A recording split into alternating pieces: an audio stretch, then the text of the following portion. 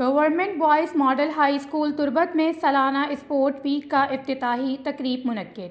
Deputy commissioner केश ने sport week का इफ्तिताह रसाकशी से किया। तलबा ने मार्च परेड और दो चापी का मुजाहरा किया। तकरीब से मेहमान खसूसी डिप्टी कमिश्नर केश हुसैन जान बलोच, जबकि एजाजी मेहमान खास डिविजनल डायरेक्टर तालीम मकरान अब्दुल गफूर दश्ती, प्रिंसिपल हाजी अली जान बलोच और दीगर ने खिताब किया। इफ्तिताही तकरीब से खिताब करते हुए डिप्टी कमिश्नर ने कहा कि मॉडल हाई स्कूल तुर्बत का शुमार केज के बेहतरीन स्कूल्स में किया जाता है। स्कूल के तलबा की हौसला अफजाई के लिए गुज़िश्ता तालीमी सेशन के फर्स्ट और सेकंड पोजीशन होल्डर्स तलबा और तलबात को इनामात भी दिए गए। इसी तरह अगले साल के पोजीशन होल्डर्स को भी इनामात दिए जाएंगे।